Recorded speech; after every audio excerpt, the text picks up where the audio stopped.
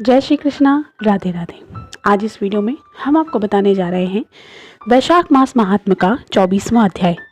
इस अध्याय में श्री महर्षि नारद मुनि द्वारा वैशाख मास महात्म्य का पूरा वर्णन हम आपको सुनाएंगे। चलिए सुनते हैं वैशाख मास महात्म्य 24वां अध्याय। राजा अम्बरीश ने नारद मुनि से कहा, महामुने, आप कार्तिक, मार्गशीर्ष आदि पवित्र महीनों को छोड़कर वैशाख मास की ही इतनी प्रशंसा क्यों करते हैं? उसी को सभी मासों में श्रेष्ठ क्यों बतलाया है? यदि माधव मास सबसे श्रेष्ठ है तो भगवान लक्ष्मीपति को अधिक प्रिय है, तो उस समय स्नान करने की क्या विधि है? वैशाख मास में किस वस्तु का दान, कौन सी तपस्या और किस देवता का पूजन करना चाहिए? हे कृपानिधे, उस समय किए जाने वाले पुण्य का आप मुझे उपदेश दीजिए।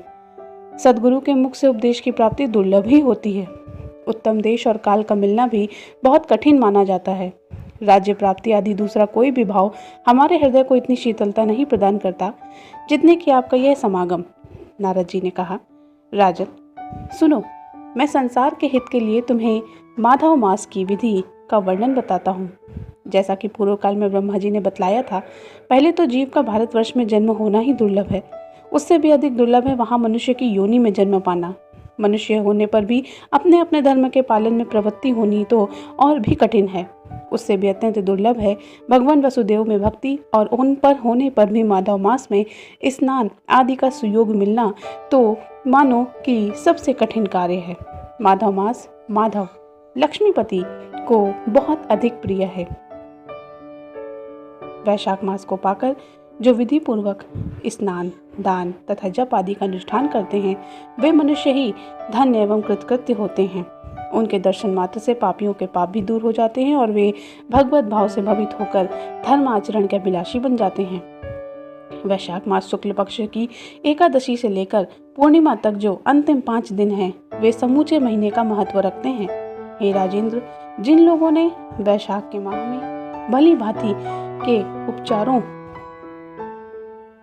द्वारा मधु दैत्य के मारने वाले भगवान लक्ष्मीपति का पूजन कर लिया है, उन्होंने अपने जन्म का फल पा लिया है।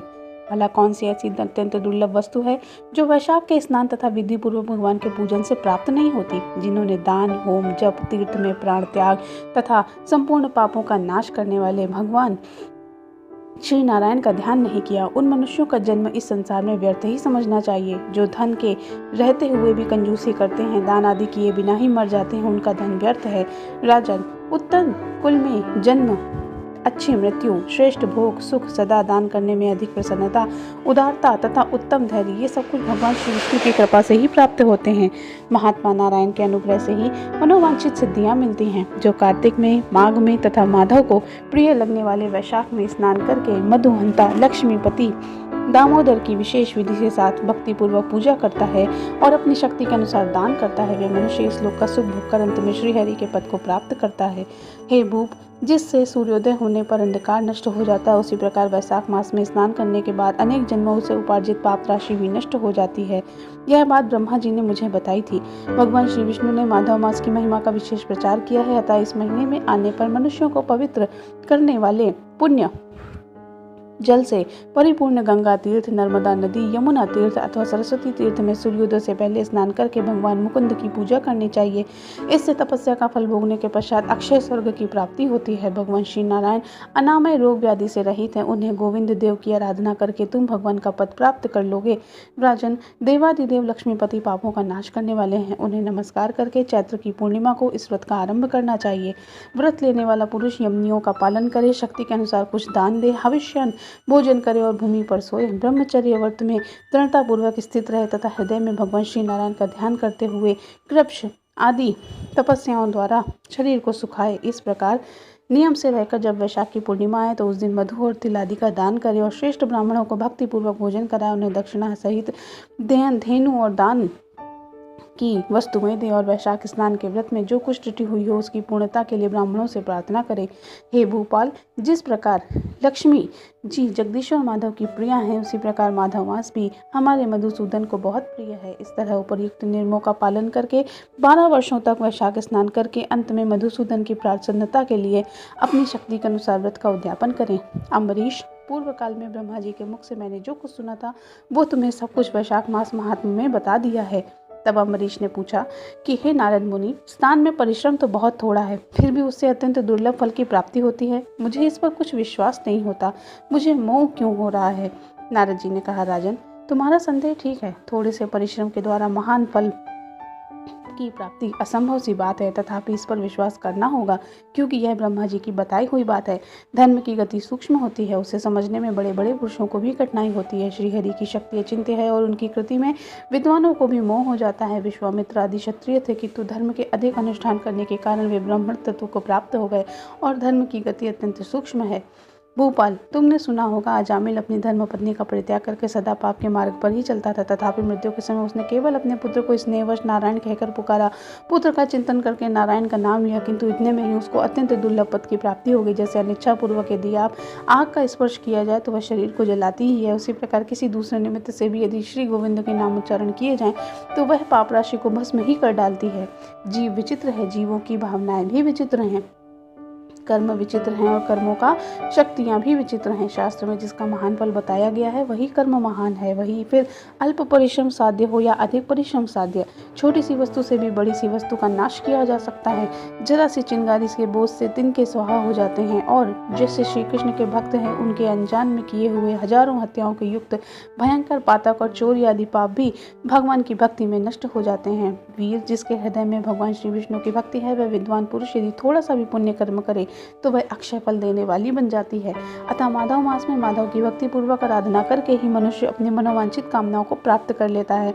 इस विषय में कोई संदेह नहीं करना चाहिए। शास्त्रोक्त विधि से किया जाने वाला छोटे से छोटा कर्म क्यों न हो, उसके द्वारा बड़े से बड़े पाप का भी क्षय हो जाता है तथा उत्तम कर्म की वृद्धि होने ही लगती है। राजन, भाव तथा भक्ति दोनों की अधिक सफलता में फल अधिक की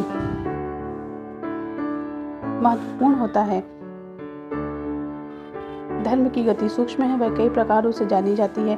महाराज, जो भाव से हीन है, जिसके हृदय में उत्तम भाव तथा भगवान की भक्ति नहीं है, वह अच्छे देश तथा काल में जाकर जीवन भर पवित्र गंगा जल से नहाता और दान देता रहे, तब भी वह कभी शुद्ध नहीं हो सकता। ऐसा मेरा विचार है। अतः अपने हृदय में कमल में शुद्ध भाव की स्थापना करके वैशाख मास में प्रातःकाल स्नान करने वाला जो विशुद्ध चित्त पुरुष भक्ति पूर्वक भगवान लक्ष्मीपति की पूजा करता है, उसके पुण्य का वर्णन करने की शक्ति मुझ में तो क्या स्वयं ब्रह्मा में भी नहीं है।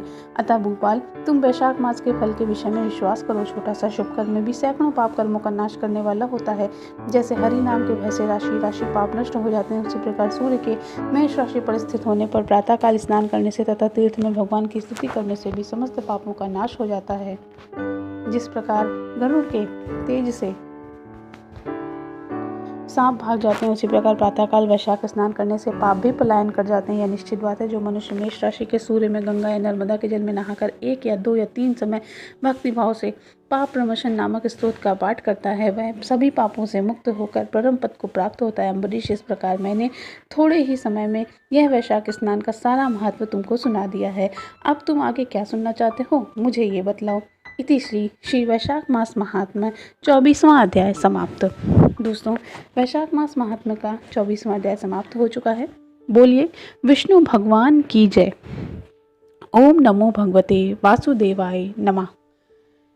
मित्रों, वैशाख मास की कथा हमारे चैनल पर आपको प्रतिदिन इसी प्रकार मिलती रहती है।